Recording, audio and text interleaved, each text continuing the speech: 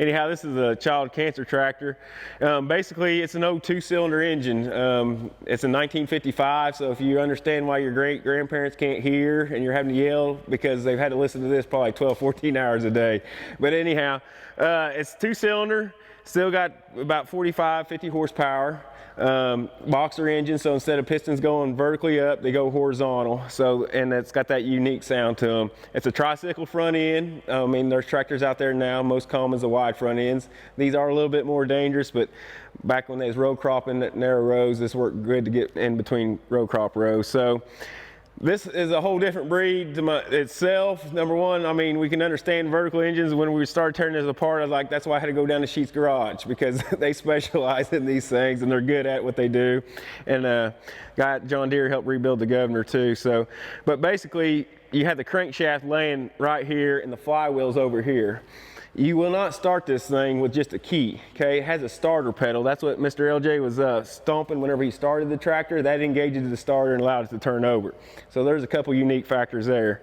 Spark plug sitting on the outside, that's what these are, spark plug covers.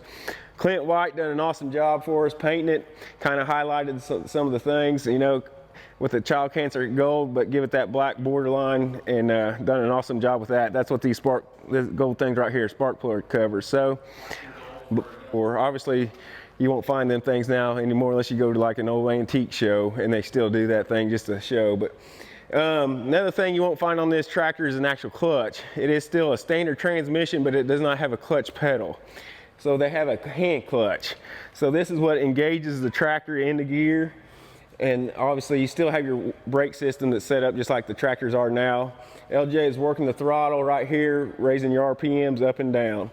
So basically, in a nutshell, it's still old school, but it's still pretty neat, and a lot of people still love that old sound.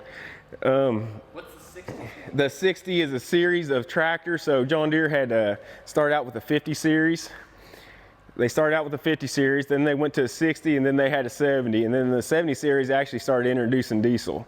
So, and they still go through number models today. So a number on a tractor, on a John Deere or International, it don't matter. They all mean something, whether it's horsepower or the years that they was made. So 60 series was in the 1955, and they still gas. Actually, in a nutshell, like I said, it come down out of Grove Springs. Weeds grew up with it. Paul Jones donated it, and these people here on the side also tremendous help to help us get it completely restored. So we thank everyone for that. Very cool.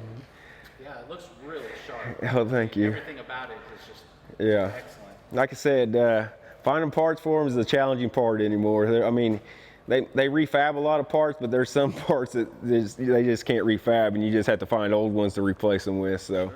But anyhow, give you some sentimental value. So you take something from salvage and maybe make it look good. So I think everything's salvageable if you look at it in life.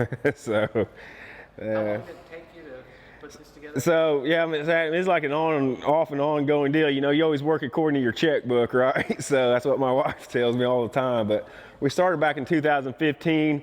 Like I said, a couple girls got all the tin work off of it. Had a couple guys the next year, 16, 17, Hayden Weddle and Marty Rumfelt. They kind of was the gearheads behind it, and they went through the engine, and then was starting taking it apart, and, and got the axles off, which, you know, you got to think this thing's been setting for 30 some years, so it's all pretty tough to get off. A lot of heat wrenching going on, but and then of course we had a couple more years where we put parts, like really focused on getting it done, and like I said, I took it down there to Sheets Garage, and they went through it. I was just parts runner at that time. So anyhow, Sheets Garage, like I said, whenever I was able to focus on it at home, I was really able to crack down and hone in on it and just really get it done. And Sheets Garage helped a lot. After that, I'm not a painter. I never claimed to be a painter. Like, they're detailed in what they do, and my hat's off to them. It takes patience, and they're good at what they do. And Clint White done an outstanding job of getting this painted for me. And he kind of come up with the highlight colors and that sort of thing. So.